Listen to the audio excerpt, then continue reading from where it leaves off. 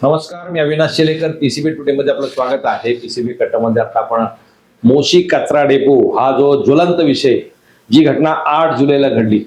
मोशी कचरा डेपो मध्ये उंच 60-70 मीटर उंचीचा डोंगर कोसळला आणि त्या डोंगराखाली जी तिथे जवळ इमारत होती, वेस्ट टू एनर्जी कचरा प्रकल्पाची 3 मजली इमारत, ती इमारत दबली गेली, कोसळली आणि त्याच्यामध्ये 9 जणांचा मृत्यू झाला. निष्पाप कामगार, त्याच्यामध्ये 9 जण मृत्यू पडले. याला आता त्याची चौकशी सुरू झाली. 2 अधिकाऱ्यांना महापालिकेने सस्पेंड केले, संजय कुलकर्णी आणि योगेश आल्हाट. नंतर ती कंपनी जी आहे त्या कंपनीच्या 2 अधिकाऱ्यांवरती फौजदारी गुन्हा दाखल केला. मुळात हे सगळं नंतर या विषयावरती परवा महापालिका सर्वसाधारण सभेच्या वेळेस तिथे चर्चा झाली, भरपूर चर्चा झाली.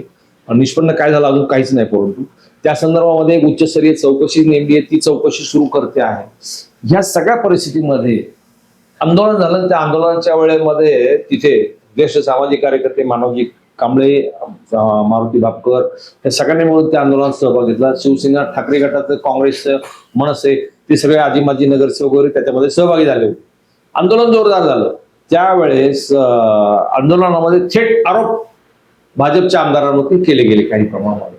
नंतर ह्या सगळ्या प्रकरणामध्ये आता चौकशी सुरू आहे, परंतु आता हळूहळू असं लक्षात यायला लागलंय की याच्यातून निष्पन्न काही होणार की नाही.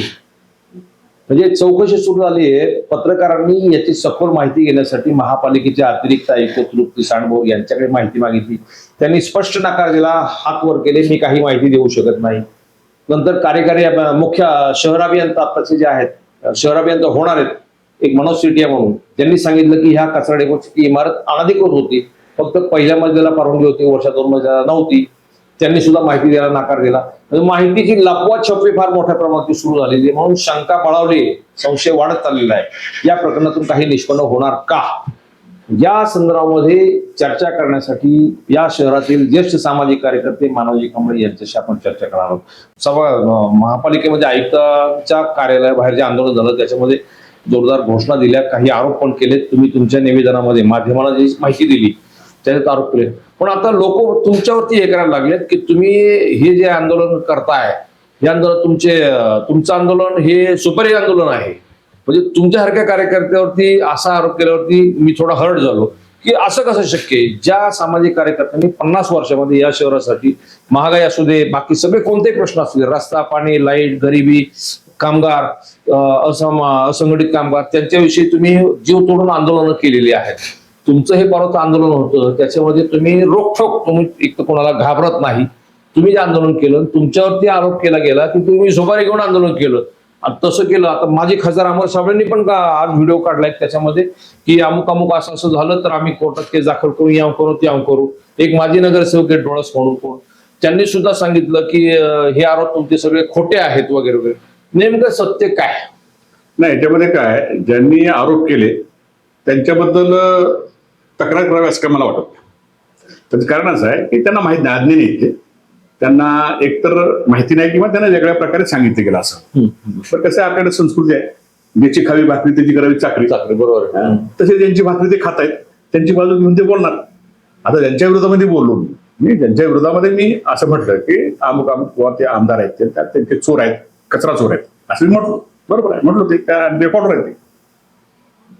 तर त्यांच्या हे जे बाकीचे सगळे त्यांचे जे काय आपण म्हणूया त्यांना की समर्थक म्हणूया, वाईट शब्द वापरायला नको, पण समर्थक म्हणूया. तर समर्थकांना राग येणं स्वाभाविक आहे. त्यांच्या मालकाला आपण बोलतो, राग येणं स्वाभाविक, त्यांनी ते स्वाभाविक प्रतिक्रिया त्यांनी दिली आहे.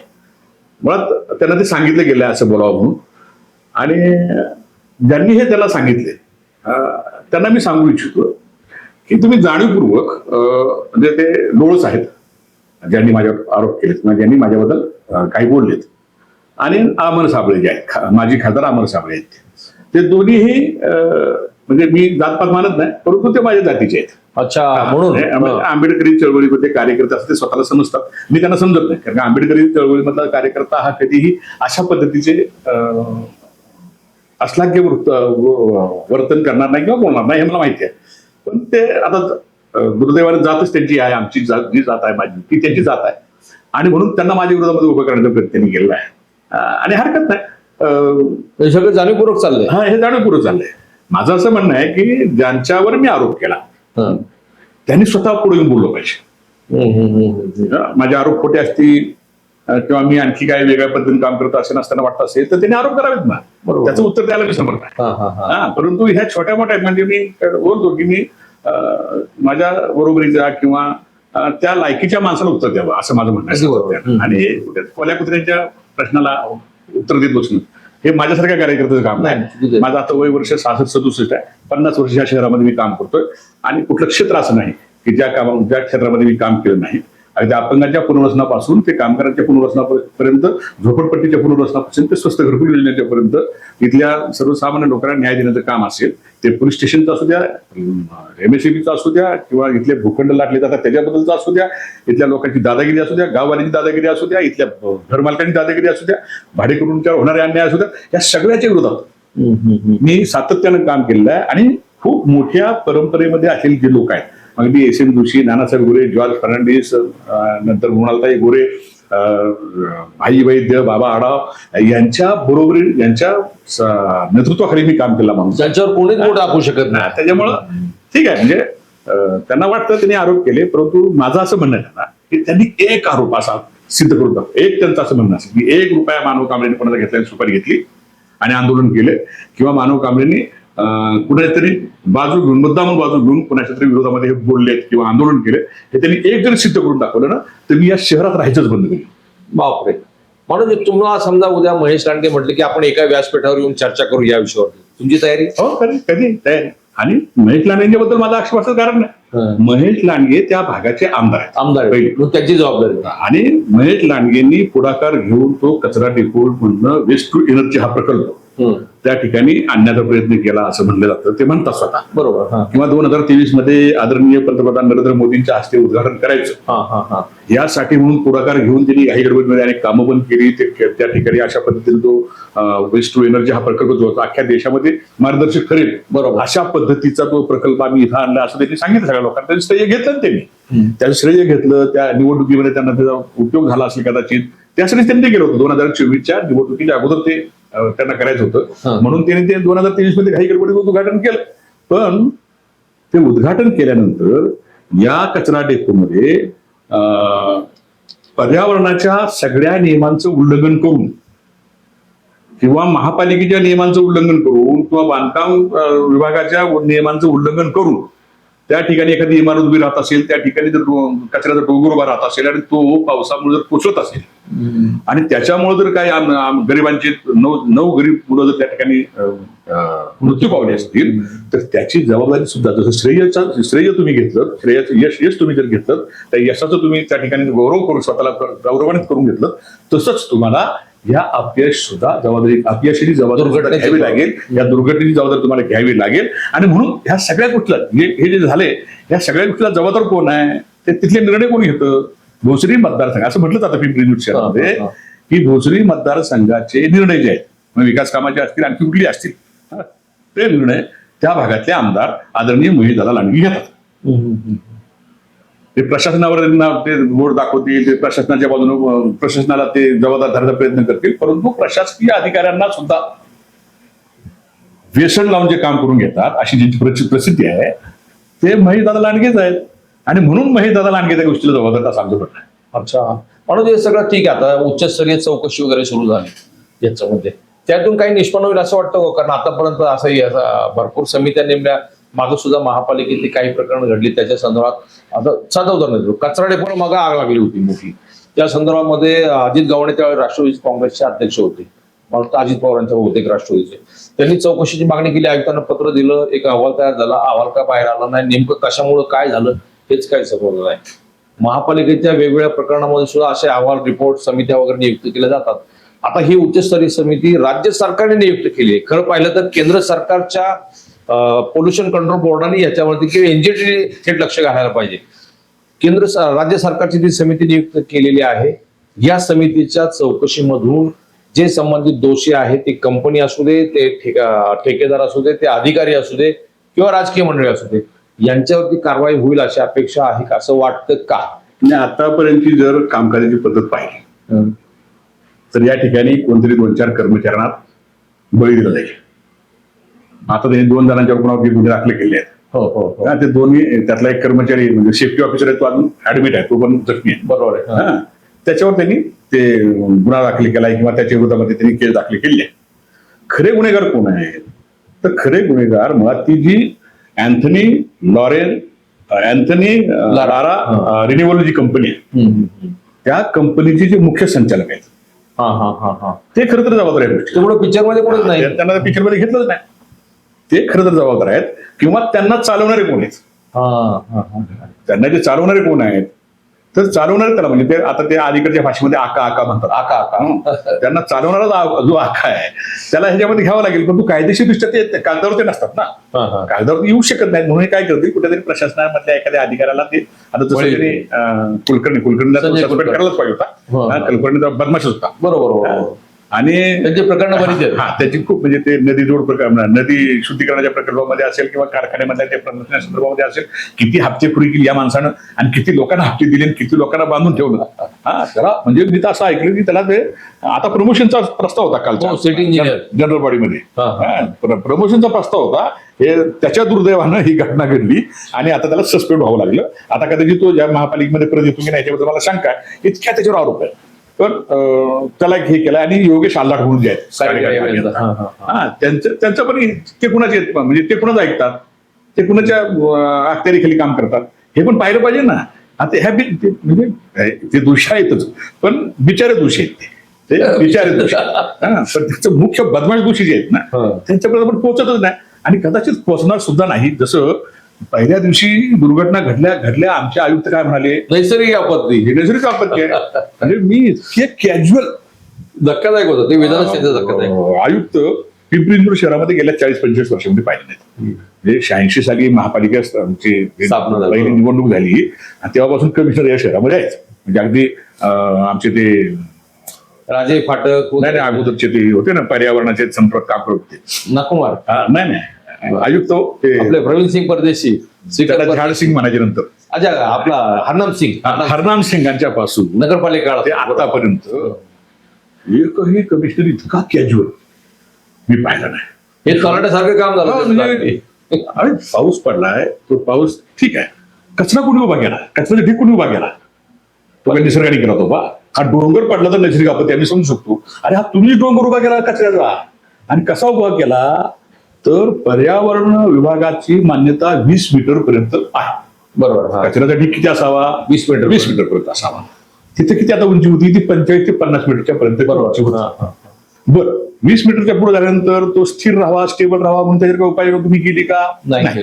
बरं, त्याच्या मागे खाडीचं काम चाललं होतं, तिथं ब्लास्टिंग होतंय, दगडी खाडी. त्याच्यामुळं हादरे बसून काय या ढिगाला काय धक्का पोचला का? हा, किंवा या कचऱ्यामध्ये जे अन्न पदार्थ असतात, हा, त्याच्यानंतर ते कुजण्याची प्रक्रिया तयार होती, तिथे गॅप तयार होतो. ती गॅप तयार झाली की तो डोंगर म्हणजे तो ढीग आहे तो ढिला होतो खाली बस. हा, तो ढिला झाला की मग तो पडायची प्रक्रिया सुरू होती. पावसांची प्रक्रिया सुरू झाली. हे केलं कोणी? हे गॉडनी केलं. तुम्ही म्हणता ना हे देवाने केलं, निसर्ग निर्मित नाहीये. हे मुळात यांनीच निर्माण केलेलं आहे, मानवनिर्मित, जाणीवपूर्वक निर्माण. त्याच्यामुळे हे मानवनिर्मित असली ही जी आपत्ती आहे तिला हे तुम्ही निसर्ग निर्मित असं म्हणता. ते वाचवण्याचा प्रयत्न करतो. याचा अर्थ असा आहे की हे सगळ्या लोकांना वाचवण्यासाठी म्हणून विजय सोळंकी साहेबांनी अशा पद्धतीची भूमिका घेतली असावी. नंतर 2 दिवसांत ते उघडेच पडले. ते आधी म्हणले की इमारत अख्खी अनधिकृत आहे तिथली, आणि 2 दिवसानंतर उघडे पडले की तिथे फक्त तळमजल्याच परवानगी मिळाली आहे आणि वरचे 2 मजले असे अनधिकृत आहेत. मग म्हणाले मी आता चौकशी करतो. आता काय चौकशी? कागद आला समोर की तुम्ही तळमजल्याची परवानगी आहे आणि मग वरचे 2 मजले उभे कसे राहिले? तर ते कुलकर्णींनी केला होता. तो कुलकर्णी उद्योग केला घाईघाईमध्ये उद्घाटन करायसाठी म्हणून. तिथं आपले स्ट्रक्चर दाखवलं पाहिजे आणि ते स्ट्रक्चर असलं पाहिजे म्हणून ते उभं केले. ह्याला जबाबदार कोण आहे? तर आयुक्त आहे. जसं पिंपरी चिंचवड शहरामध्ये किंवा कुठल्याही शहरामध्ये अनधिकृत बांधकाम झालं तर तिथला बीट निरीक्षक किंवा तिथला जो प्रभाग अधिकारी आहे तो जसा जबाबदार असतो ना, तसं ह्याला जबाबदार कोण? बरोबर. आयुक्त सुद्धा जबाबदार असतं. पण आयुक्त ती जबाबदारी घेणार नाहीत मला माहित आहे. तर आयुक्तांना ती जबाबदारी घ्यावी लागेल. आमचा पुढचं म्हणणं जे आहे की आयुक्तांची त्यामधली जी जबाबदारी आहे ती त्यांनी फिक्स करून त्यांच्या आम्ही त्यांना देणार आणि आयुक्तांना सुद्धा याच्यामध्ये आम्ही जबाबदार धरू इच्छितो. आयुक्तांनी आयुक्तांना यातून माफी मिळणार नाही. तुम्ही मागणी कोणाकडे करणार? आयुक्तच जर दोषी असतील तर मागणी आयुक्ताकडे करून काय उपयोग आहे? नाही ना, मग ते मुख्यमंत्री असतील, नगरविकास मंत्री असतील, त्यांच्याकडे मागणी करून आम्ही. हा, हा. पण आता ते ह्यांची नियुक्ती त्या मुख्यमंत्र्यांनी किंवा नगरविकास मंत्र्यांनी केली असेल, मग तुम्ही असं म्हणाल की मग मुख्यमंत्र्याला टार्गेट केला पाहिजे. उंदराला मांजर साक्ष झालं म्हणजे सगळं. आता इथून म्हणजे डबल इंजिन सरकार होती जशी राज्यात आणि केंद्रात एक, आता इथं महापालिकेकडून आहे, म्हणजे ट्रिपल इंजिन सरकार. ट्रिपल इंजिन सरकारमध्ये ह्या सरकारला चालवणार जे खालचं सरकार आहे त्याला चालवणार मधलं सरकार महाराष्ट्र सरकार, ते ह्यांचंच, आणि महाराष्ट्र सरकारला चालवणार केंद्राचं सरकार हे पण ह्यांचंच. आता दोषी सापडणार कोणी? सगळे सुलभ असे दोषी लोकांना सोडणार असतील तर ह्याच्यामध्ये कोणीही निर्दोष म्हणजे कोणीही दोषी राहणार नाही. आणि जे मेलेत ना बिचारे, त्यांना त्यांच्या कुटुंबियांना न्याय मिळणार नाही. हे काय म्हणतो ना आपण, हकनाच मेले हे सगळे. म्हणजे अतिशय वाईट परिस्थिती आहे. आणि त्याच्यामध्ये जे काम करणारे जे कर्मचारी आहेत ना, हे वाईट काय वाटतं माहिती आहे का? 19 वर्षापासून 35 वर्षापर्यंत हो, अगदी अगदी तरुण आहेत. कुणाचं 2 महिन्यापूर्वी लग्न झाले, कुणाला 1.5 महिन्याचं पोरग आहे, कुणाची बायको आता म्हणजे जस्ट 18-19 वर्ष पूर्ण केली बायको आहे. अशा लोकांचा ज्यांचे आई वडील आता म्हातारे होत चालले आहेत, ज्यांच्या घरातले हे करते म्हणून दुसरीकडे नोकरी मिळत नाही म्हणून ते कचऱ्यात काम करतात. ते बरोबर, कचऱ्यामध्ये काम करायचं कारण काय? ते का हौशेने काम करत नाहीत. दुसरीकडे नोकरी मिळत नाही, पोट भरायला दुसरं साधन नाही, कुटुंबाला उपजीविका करण्यासाठी दुसरं साधन नाही, म्हणून ही घाणेरडी नोकरी, ही घाणेरडी नोकरी त्यांनी स्वीकारली. आणि हे स्वीकारत असताना त्या ठिकाणी जर त्यांना असे त्यांचे बळी गेले असतील तर मग त्यांच्या उर्वरित कुटुंबाच्या पुनर्वसनाचं किंवा त्यांच्या आयुष्य जगण्याच्या मार्गाबद्दलचं काय? आता हे म्हणतात की आम्ही 5 लाख रुपये 40 लाख रुपये स्टेट गव्हर्नमेंट देईल, 10 लाख रुपये महापालिका देईल, आणि तो जो कंपनी आहे ती अँथोनी लारा कंपनी जी आहे तो म्हणतो इन्शुरन्स मध्ये बसवून देईल. आता ते इन्शुरन्सच्या निकषामध्ये सध्या कदाचित नाही बसलं एखादी गोष्ट, मग ते 25 लाख मिळतील. त्यांनी कंपल्सरी त्यांना 25 लाख रुपये देतो असं म्हटलं पाहिजे. आमचं तर म्हणणं आहे की 25, 10, 5 असे 40 लाख रुपये जर दिले तर त्या पोरात 20 वर्षाचं पोरगं जे मेलं, तो 40 वर्षाचा नोकरी करणार होता, तर 40 वर्षामध्ये त्याच्या सगळ्या कुटुंबामध्ये जो हे होणार आहे, खर्च होणार आहे, तो 1 कोटीमध्ये होणार पूर्ण. हे कुठला हिशोब काढला तुम्ही आपल्या 40 लाखामध्ये? तर किमान 1 करोड रुपये तरी द्या, व्याजावर निदान पोरांना त्यांच्या जगू शकतील एवढं तरी द्या. पण ते सुद्धा तुम्ही देणार नाही. ही सगळी पोरं भाड्यानं राहतात. म्हणजे त्यातले बघा 2 जण दोषीमध्ये राहणारे होते आणि राहिलेले 7 जण बाहेर गावावर काम करणार, गरीब एकदम म्हणजे गरीब कुटुंबाचे लोक, त्यांची स्वतःची घरं सुद्धा नाही. अशा लोकांना इथं मारले असं काय म्हणतो, हे मेले नाहीत पुढे, हे मारले. अहो तिथं त्या जी इमारत ढासळली त्या इमारतीमध्ये कॅन्टीन होतं त्यांचं. कॅन्टीन म्हणजे कुठं त्याच्या पुढं 15 फुटावर हा कचऱ्याचा ढीग आहे मोठा. ज्याच्यात मिथेन तयार होतं, ज्याच्यामध्ये विष तयार होतं, ज्याच्यामध्ये असले घाणेरडे पदार्थ तयार होतात, विषारी वायू तयार होतात.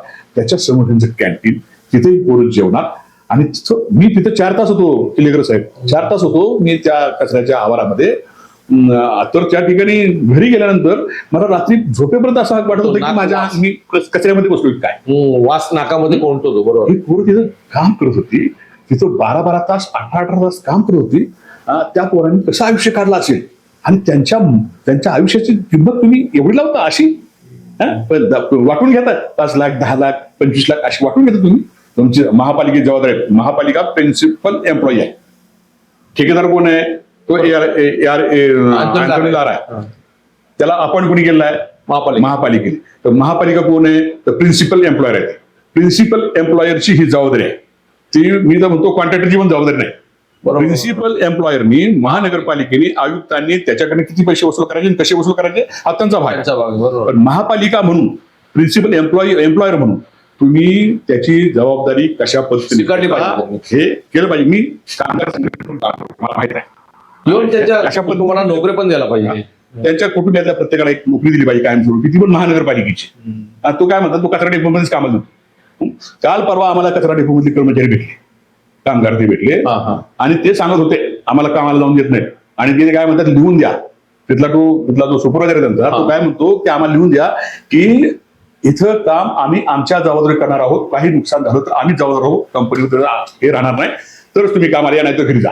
अरे बापरे, इतका मजूरपणा 8व्या दिवशी. अपघात झाल्यानंतर 9 पोरं मेल्यानंतर हा इतका मुजोरपणा जर यांचा असेल तर हे काय देणार नुकसान भरपाई? काय देणार आहे लोकांना? आणि ह्याचा सगळ्यांचा मालक कोण आहे?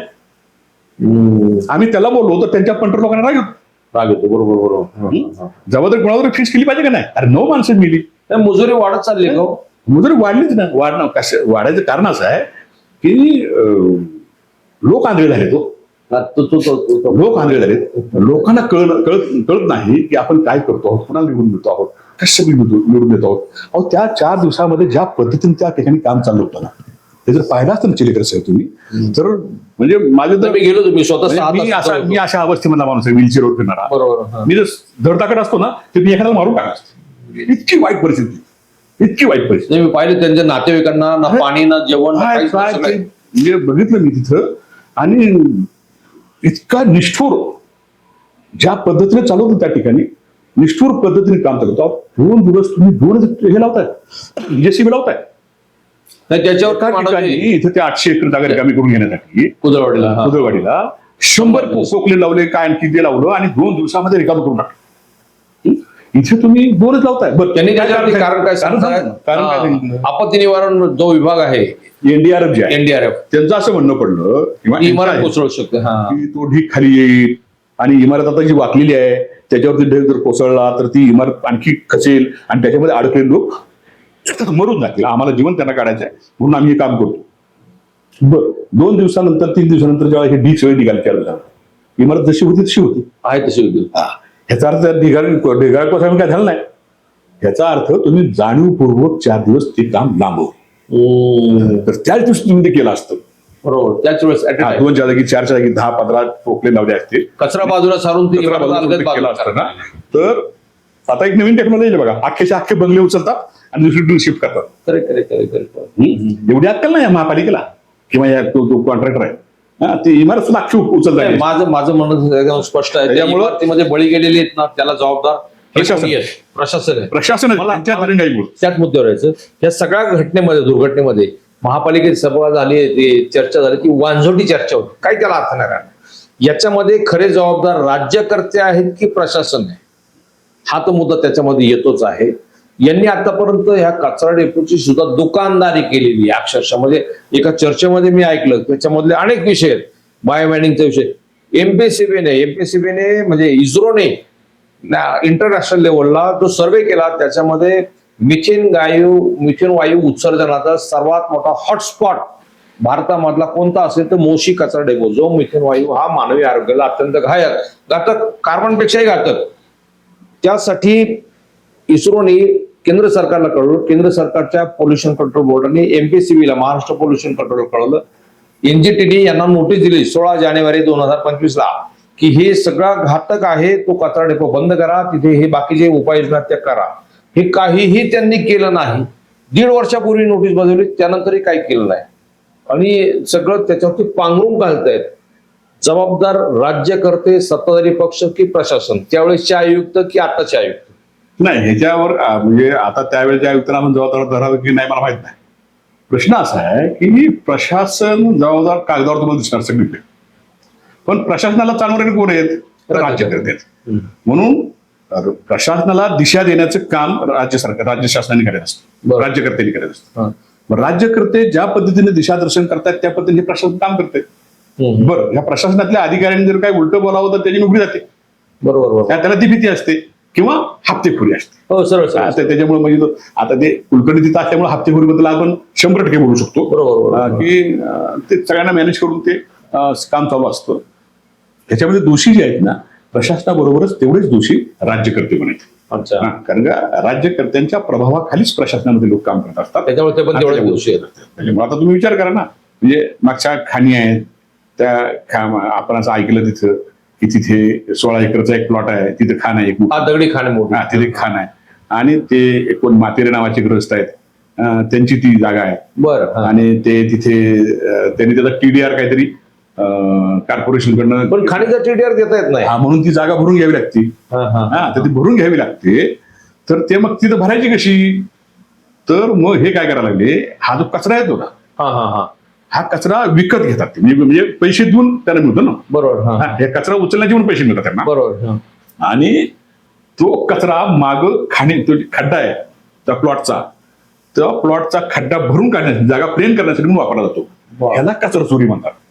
अच्छा, ही कचरा ही कचरा चोरी आहे ना, ही खऱ्या अर्थाने कचरा चोरी आहे. आता ती कचरा चोरी कुणासाठी म्हणून होते ह्याच्याबद्दल कोणी काय म्हणून कोणी काय म्हणेल, पण आम्हाला जे असं वाटतं तसं आम्ही पडलो की हे अमुक कचरा चोर आहे. तर ते कचरा चोरी आहे. तर ते ही कचरा चोरी अशी आहे की तिथं तो म्हणजे 21 कोटी रुपयाची तिला खर्च येतो. तो जो खड्डा भरायला 21 कोटी रुपये, हे 21 कोटी रुपये वाचवण्यासाठी पैसे देऊन तुम्ही पैसा म्हणजे तुम्हाला पैसे मिळाले, तो कचरा तुम्ही आणला, त्याच्यावर तुम्ही प्रक्रिया करण्यासाठी तुम्ही बांध दिला आहात. प्रक्रिया न करता तो कचरा तुम्ही खड्ड्यामध्ये सरळ टाकलं. हा खाण करून घेतली मी थोडक्यात. काय सांगितलं अगोदर की आम्ही ह्या प्रक्रियेमध्ये जो कचरा गोळा होईल म्हणजे 800 ते 1000 टन रोज आपल्याकडे कचरा जमा होतो, त्यातला 80% कचरा जो आहे तो या प्रक्रियेमध्ये जाईल. जर तुम्ही वीज निर्मिती केली तर त्याची ऍश तयार व्हायला पाहिजे, म्हणजे राख तयार व्हायला पाहिजे. 2 प्रकारची राख असते. राख गेली ती राख कुठे ती राख तर दिसली पाहिजे. त्याच्यावर तुम्ही प्रक्रिया केली नाही. राख सिमेंट कंपनीला देणं बंधनकारक आहे. हा म्हणजे त्याचे पण पैसे मिळतात ना, म्हणजे ते बाय प्रोडक्ट आहे, ते कचऱ्याचं बाय प्रोडक्ट आहे ना ते. तसं तर ते वीज निर्मितीसाठी पण प्रकल्प मोठा बांधलाय तिथं. पण वीज निर्मिती होती का नाही मला माहित नाही, अर्थात त्याच्याबद्दल मी आज्ञा नाही असेल. परंतु वीज निर्मिती झाली तर कचरा तिथे राख निर्माण व्हायला पाहिजे. त्या राख निर्माण झाली असेल त्यांनी ती कुठे विल्हेवाट लावली ते आम्हाला कळलं पाहिजे. आणि जर होत नसेल तर आमचं असं म्हणणं आहे की हा कचरा उचलून तुम्ही त्या खाणीमध्ये टाकता. खाणीमध्ये टाकून तो तुम्ही प्लॉट प्लेन करणार आणि त्याचा टीडीआर जो साधारणपणे 160 का 170 कोटी रुपयाचा टीडीआर आहे. आता त्याच्यामध्ये कोण कोण आहेत याची चौकशी झाली पाहिजे. एकटे ते मातीरेज आहेत का आणखी कुणी आहे, खाण बोजून त्याचा तर ते जे होतं तिथे तो वेगळाच फ्रॉड आहे, मोठा फ्रॉड आहे तो. आणि आणखी ते शेजारीच्या खाणी चालतात, दगडी खाणी त्या जवळपास अनधिकृत होतात. बंद करायला सांगितलं त्यांना, पण अनधिकृतपणे चालतात ना. त्यांना कोण संरक्षण देतोय? बरं, आता त्या जागा महानगरपालिका दिल्यात असं म्हणूया आपण त्या कॉन्ट्रॅक्टर लोकांना त्यांच्यासाठी. तर महापालिकेचं जे त्या ठिकाणचं जे पार्किंग आहे किंवा मोकळी जागा आहे, ती मोकळी जागेमध्ये महापालिकेचं असेल तर ते फुकट पार्किंग करता आली पाहिजे. पण आम्ही असं ऐकलं की तिथे ज्या गाड्या पार्क होतात त्याचे पैसे घेतले जातात पार्किंगचे. ते कोण घेतो? आपण वेगळा. ह्याची पण चौकशी केली पाहिजे ना, ह्याची पण चौकशी केली. आणि ते कॉन्ट्रॅक्ट कुणाच्या मार्फत मिळालंय आणि कुणाला दिलेलं आहे, कुणाचे कार्यकर्ते आहेत ते सगळं बघितलं पाहिजे ना. तुम्ही एक बॉम्ब टाकताय, हे बघितलं पाहिजे. जे जोपर्यंत क्लिअर होत नाही ना तोपर्यंत आम्ही आरोप करत राहणार. मी सामाजिक कार्यकर्ता आहे, मी महानगरपालिकेला टॅक्स भरून, मी या महानगरपालिकेला या शहरातल्या प्रत्येक नागरिकाचं काम आहे. तसं पाहिलं तर प्रत्येक नागरिकांनी या विषयावर प्रश्न विचारायला शिकलं पाहिजे. दुर्दैव असं आहे की या शहरामध्ये लोक प्रश्न विचारत नाही. मानवजींसारखे एखादे निडर कार्यकर्ते तर बिनधास्त या विषयावर विचारतात. प्रशासनाची जबाबदारी आहे, त्याचं उत्तर दिलं पाहिजे. पण अलीकडे त्यांनी सगळी माहिती लपवायचं काम सुरू केलं. कारण माध्यमाचे प्रतिनिधी सगळे तिथे गेले, त्यांना स्पष्ट नाही म्हणून सांगितलं. जनरल लाईव्ह प्रक्षेपण ते बंद करून टाकलं. थोडक्यामध्ये भाजपने सांगितलं होतं पारदर्शक कारभार, पण इथं तर सगळं लपवाछुपी चालली आहे. पारदर्शक कारभार म्हणजे काय? मी असं गमतीनं म्हणत असतो नेहमी, भाजपचा पारदर्शक कारभार म्हणजे काय? माणूस पारदर्शक असणं म्हणजे काय असणं? अंगावर कपडे नसणं, नागडा असणं, हा नागडा कारभार आहे यांचा. हा पारदर्शक कारभार म्हणजे काय? तर हा नागडा कारभार आहे यांचा. हे उघडे नागडे आहेत, हे सरळ सरळ दिसतंय. हे यांचा पारदर्शक कारभार म्हणजे आम्ही येतो आणि इथे ठिकाणी लुटतो, लूटमार सगळ्यांच्या मान्यतेने करतो. असं ऐकलं मी परवा, तिथं कोणतरी सांगत तुम्हाला की हे आयुक्त आहेत, सामान्य लोकांना भेटत नाहीत. अपॉइंटमेंट दिल्यानंतर भेटत नाही आणि ठेकेदारांना ठेकेदारांना डायरेक्ट जाऊन ते लोक भेटतात. काय हे लोक ज्यांनी अपॉइंटमेंट घेतली ते बाहेरच बसून असतात आणि तिथून उठतात आणि ऑटो क्लस्टरमध्ये जाऊन बसतात. अच्छा. आणि ऑटो क्लस्टरमध्ये असं त्यांचं म्हणणं आहे, ज्या लोकांनी आरोप केला किंवा जे लोक म्हणतात त्यांचं म्हणणं आहे की ते 3-3 गुंठ्याच्या 4-4 गुंठ्याच्या प्लॉट बद्दल डिलिंग घेत राहतात. हे असं जर म्हणजे सूर्यवंश साहेबांच्या बद्दल मी चांगलं ऐकलं होतं. सूर्यवंश साहेब आणि आल्या 4-4 आता जुम्मे तो आहे साबा, एवढ्यात तर करू नका. ते 3-3.5 वर्ष एकदम राहिले, त्यांनी ते काय केलं तर ते उद्योग केला. पण आता आमची महानगरपालिका आर्थिकदृष्ट्या अडचणीमध्ये आहे. महापालिका आर्थिकदृष्ट्या अडचणीत आली असताना तिला आर्थिकदृष्ट्या संपन्न कशी करावी त्याच्या दृष्टीने प्रयत्न केले पाहिजे. की आणखी तुम्ही आमची एक तर आम्ही गरीब होत चाललो, आता आम्हाला लंकेची पर्वतीच करायला ठरवतो. थोडक्यात नागडा कारभार सगळा, नागडा कारभार, पारदर्शक कारभार. तो मी गमतीने म्हणत असतो, पण ते खरंच आहे तसं की आता हे नागडे होऊन काम करायला लागलेत. कोण कोणाला घाबरत नाही आणि मोठ्या प्रकल्पामध्ये चाललो. हे छोटं नाही, हे मोठ्या मोठ्या प्रकल्पामध्ये सुद्धा अगदी तुम्ही आता पुण्याच्या प्रकरण जनरल बॉडीमध्ये होतं बघा. हो हो उन्हाळ्यामध्ये कचरा डेपो करायचा. कचरा डेपो करावा असं पण लोकांनी मागणी केली. त्याच्यावर पुनाळ्याच्या क्षेत्रामधले नगरसेवक विरोध करत होते. हा हा हा हा कारण त्याच्यावर लगेच एक त्या मुख्यमंत्री देवेंद्र फडणवीस साहेबांनी हा कचरा डेपो रद्द करण्यात आलेला आहे हो ती घोषणा अशी केली घोषणा निवडणुका. केली आणि त्याचा आग्रह अश्विनीताईंनी केला आमदार असताना. बरोबर आहे. आणि अश्विनीताई जगतापांनी आग्रह केला होता. हा, तो शंकर आग्रह जगतापांनी केला ते होता. शंकर जगतापांनी ते शिक्कामोर्तब केलं. हा तर ते म्हणजे तिथल्या भागातल्या लोकांना नको आहे तिथे कचरा. कारण तिथे सगळे IT पार्कमध्ये राहणारे लोक आहेत, सगळे लोक आहेत अशा पद्धतीने. मोठे मोठे बिल्डर ते project आता मोशीच्या लोकांचं म्हणणं आहे की आमच्याकडे अपघात झाला ना तिथं आमचा कचरा डेपो काढूनच टाका असं त्यांचं म्हणणं आहे. आणि सगळे जे भोसरीचे नगरसेवक होते ते असे एकत्र आले होते आणि उर्वरित नगरसेवकांच्यावर ते हल्ले करत. हे काय कारण आहे? हा म्हणजे नगरसेवक सगळे सारखेच आहेत ना. तो पिंपरीचा काय, भोसरीचा काय किंवा चिंचवडचा काय, शहर म्हणून विचार करत नाही मंडळी. लोकांचं हित म्हणून तुम्ही एकत्रितपणे निर्णय घेतला पाहिजे ना. तर चिंचवडच्या क्षेत्रामधले नगरसेवक त्या चिंचवडच्या आमदाराला जे वाटतं योग्य तेच ते बोलतात. पिंपरीतले आमदार तर निष्क्रियच आहेत. त्याचं काय आता त्यांच्यावर मोठी जबाबदारी येते विधानसभा उपाध्यक्ष. त्याच्यामुळे त्यांना खूप मोठी जबाबदारी आहे. त्यांनी मोठी बोलत नसतील कदाचित पण. आणि भोसरीच्या आमदारांच्या मनात जे असेल त्यांना जे आवडेल तेच हे लोक भोसरीचे लोक बोलत असतील तर मग सामान्य माणसांनी जायचं कुठे? म्हणून ते शहर म्हणून कोणी विचार करते की नाही? शहराला काय पाहिजे, शहरामध्ये किती कचरा डेपो पाहिजे, शहराला पाण्याची बोंब आहे. महापूर आला त्यावेळेस शहर सगळं उघडं पडलं. अर्ध्या अधिक हाऊसिंग सोसायट्या पाण्यामध्ये होत्या. नदी किनारच्या चाळी, वसाहती, झोपडपट्ट्या सगळ्या पाण्यामध्ये होत्या. विचार कोण करणार? मला कळत नाही. या शहरामध्ये पाण्याचा प्रश्न पाहिला, कचऱ्याचा प्रश्न पाहिला, अनधिकृत बांधकामाचा प्रश्न पाहिला. हे महापालिका आयुक्त आले त्यावेळेस त्यांनी भोले आश्वासन दिली की लटकत्या सगळ्या ज्या तार आहेत, केबल आहेत ते सगळं अनधिकृत आहे, त्याच्यापासून महापालिकेला उत्पन्न मिळालं पाहिजे. पॉलिसी करतो, पॉलिसी नाही. अनधिकृत बांधकाम कारवाई करतो, त्याच्यावरती कारवाई नाही. त्यांनी सांगितलं तर दुकानदारांच्या शेड सगळ्या साईड मार्जिन मध्ये उभे राहिलेल्या आहेत, त्याच्यावर तुम्ही कारवाई सुरू करणार, ती नाही. त्यांनी भरपूर सांगितलं असतं. पाण्याचा 24 तास आता धरण 75-76% भरले. दिवसाआड पाणी येत ते 4 तास पूर्वी मिळायचं, कटौती केली. कट केली, 2 तासच केलं. त्याच्यामध्ये विचार करतो, त्याच्यावर विचार नाही. नेमकं हे करतात काय? म्हणजे तुम्हाला म्हणून जे तुम्ही आंदोलन करताय त्याचा परिणाम होतो का हे सगळं तुम्ही पाहिल्यावर? नाही, परिणाम म्हणजे कसं आहे थोडीशी काय तर नैतिकता जागी ठेवण्याचं काम आम्ही करू शकतो आता. म्हणजे पूर्वी कसं होतं प्रशासन ऐकत होतं, ऐकत होतो. प्रशासन रिस्पॉन्स देत होतं. आता प्रशासन रिस्पॉन्स द्यायची जरी प्रशासनाची इच्छा असली तर प्रशासनाला चालवणाऱ्या लोकांचे आदेश असतात की यांचं ऐकू नका, यांचं काम करायचं नाही. जसं आता पत्रकारांना माहिती द्यायची नाही, माहिती द्यायची आदेश नाही. असे आदेश आले असतील त्यावेळी देत नाहीत. माहिती नाही का त्यांच्याकडे? टेबलवर माहिती आहे ना सगळे. सगळी, पण ती द्यायची नाही. असे आदेश कोणाचे असतील? आयुक्तांनी दिलेत आदेश, आयुक्तांनी सांगावं मी दिलेत आदेश की ही माहिती द्यायची नाही म्हणून.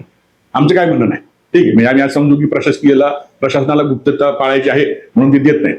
पण प्रशासन ते सांगत नाही तसे, फक्त सांगतो आम्ही देणार नाही माहिती.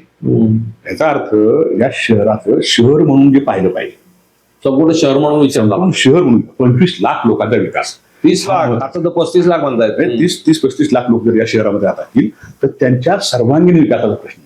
आता तुम्ही पाहिलं असेल आता 3-4 दिवस पाऊस पडला. धरण तर भरलं, धरण तर 16% होतं. त्या दिवशी 30-35% गेलं होतं, ज्या दिवशी सगळं शहर पाण्याखाली होतं. तेव्हा ते धरण फक्त 35-40% गेलं. ते जर सोडलं असतं तर आणखी काय झालं? त्याचं कारण काय माहिती आहे का? पावसाळ्याच्या आधी जी कामं केली पाहिजेत, साफसफाईची, नाले सफाईची, नदी सफाईची, कागदोपत्री सगळी केलीच नाही. आता चिंचवड गावामध्ये ना जे पाणी घुसलं होतं, म्हणजे माझ्या घरात बरोबर. चिंचवड गावामध्ये माझ्या घरात पाणी घुसलं होतं. मी त्याचं कारण विचारलं. तिथला एक अभियंता मला म्हणला की ते जे ड्रेनेज असतं ना, ड्रेनेज त्याचा बॅक फ्लो आलाय. त्याचा बॅक फ्लो आलाय. याचा अर्थ ड्रेनेज तुम्ही साफ नाही केली. बरोबर. पावसाला दोष देतोच आपण, पाऊस जास्त झाला ठीक आहे. ह्यांना एक कारण सांगायला की कमी वेळेमध्ये जास्त पाऊस झाला हे सांगतात. त्याचं कारण नाही. नद्यांचे यांनी गळे उठले. नद्यांची पात्र खोल होती, ती उथळ केली, भर टाकून ती अरुंद केली. ओढ्यांचे सगळे प्रवाह बंद केले, पाईप बंद करून टाकले. पाईप बंद. आता ओढे म्हणजे जो ओढा तुम्ही आता बघा अल्फा लावल कंपनीतला भोपळीचा ओढा असेल, नंतर तो कासवडीचा ओढा असेल, त्याच्यानंतर तुम्ही पुढे या, तुम्ही इथे कलासागरचा ओढा असेल. आता इथे आपल्या चिंचवडला त्या एम्पायर इस्टेटच्या तिथे तो जो मोठा ओढा होता पूर्वी, पाईप बंद करून टाकला ना, तो बंद करून टाकला. त्याच्यानंतर तुम्ही पाण्यात होती. नंतर ऑटो समोरचा जो ओढा होता तो सगळा तो दिसतच बंद नाही, तो संपला. दिसायचा बंद झाला. हे सगळे ओढे बंद केले आणि चिंचवड स्टेशनला जो ओढा होता ना, त्या ओढ्याच्या म्हणजे चिंचवड गावाच्या बाजूला ती जी भंडारीने एक मोठी स्कीम उभी केली तिथं. विजडम पार्क, कुठले पार्क आहे ते? क्वीन्सटाऊन. प्रिन्सटाऊन. ते वड्यावरच आहे. हं. आणि परदेश साहेब असताना मी तक्रार दिली होती ना, तर परदेश साहेबांनी ते सगळं श्रीकर परदेश साहेब होते. त्यावेळेला ते मनावर घेतलं होतं, पण दुर्दैवानं परदेश साहेबांची बदली झाली, नाहीतर ते क्वीन्सटाऊन पडलं असतं. त्यावेळेला मला लोक भिडायला आली ती, मी त्यांना आखून दिलं होतं. आणि आपल्याकडे एक पद्धत आहे आपल्या महापालिकेमध्ये अशी पद्धत आहे, मी जर तक्रार केली एखाद्या खात्याबद्दल, एखाद्या विभागाबद्दल, तर त्या विभागाचा अधिकारी त्या विभागातल्या लोकांना जो लाभार्थी येतात त्यांना सांगतो की मानव कामेने कंप्लेंट केली, बघा बरं त्यांच्याकडे जाऊन तुम्ही परस्पर. तो फार भयंकर प्रकार आहे. ही घाणेरडी पद्धत आहे आपल्या महानगरपालिकेमध्ये. आणि काही कार्यकर्त्यांनी ते करून पण ठेवले, ते विकाऊ पण झालेत कार्यकर्ते. तसं जर दुर्दैव आहे. आता हे दुर्दैव आहे. पण सामाजिक कार्यकर्त्यांनी अशा पद्धतीच्या प्रलोभनाला मुळीच बळी न पडता सामान्य लोकांच्या हितासाठीच काम केलं पाहिजे. ते आम्ही जे गेले 50 वर्ष करतोय, मी असेल, मारुती भाकर असेल, तर तसं काम जर या शहरामध्ये करणारी कार्यकर्त्यांची संख्या वाढली तर या शहराला काहीतरी भवितव्य राहील. अन्यथा हे शहर अगदी नजीकच्या काळामध्ये नैतिकदृष्ट्या, सांस्कृतिकदृष्ट्या, राजकीयदृष्ट्या आणि सगळं पूर्णपणे मातीत गेल्याशिवाय राहणार नाही. खरंय. वरून आपण पाहिलं मोशी कचरा डेपो हा एक विषय फक्त मोशी किंवा भोसरी मतदारसंघापुरता लिमिटेड नाहीये. संपूर्ण पिंपरी चिंचवड शहराचा विचार केला तर ते फार गंभीर परिस्थिती, त्याच्यावर गांभीर्याने विशेष सभा बोलवून त्याच्यावरती चर्चा व्हायला पाहिजे होती. या शहराची लोकसंख्या देशामध्ये सर्वाधिक वेगाने वाढणारं शहर म्हणून आहे. 70% वेगाने वाढणार शहर. आज 30 लाख लोकसंख्या सांगितली जाते. 2042 मध्ये हे शहर 50 लाखापर्यंत पोहोचेल असं म्हणतायत की 2050-55 पर्यंत 1 कोटीपर्यंत या शहराची लोकसंख्या जाऊ शकते. इतकं झपाट्याने शहर वाढतंय. त्या दृष्टिकोनातून त्यावेळेस निर्माण होणारा कचरा, त्याची विल्हेवाट कशी लावणार, त्यासाठी काय आमच्याकडे काहीही प्रोग्राम नाहीये मंडळी. हे फार गंभीर आहे. आता एक दुर्घटना घडली, ह्या दुर्घटनेमधून संधीतून सोनं काढण्याचा प्रयत्न या लोकांचा आहे. मग तिथं सुद्धा पैसे काढतील, टक्केवारी काढतील. इतके भ्रष्ट झालेले आहेत मंडळी, इतकी निगरकट्ट निब्बर झालेली आहे. 9 लोकांचा हाकनाक बळी गेला. गोरगरीब आहेत, त्यांचे प्रपंच उघड्यावर पडलेले आहेत. यांना वाटतं की आम्ही त्यांना 30 लाख 40 लाख दिले म्हणजे आमचं काम संपलं.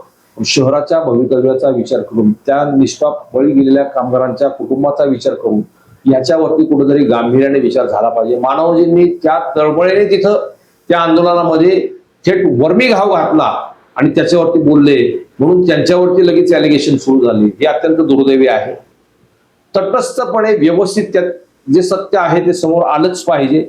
प्रशासनाची समिती नेमली, त्याच्यातून चौकशीतून काय येईल ते माहित नाही. पण मला तर असं दिसतंय की हे सगळे दोषींना पाठीशी घालण्याचं काम करतात.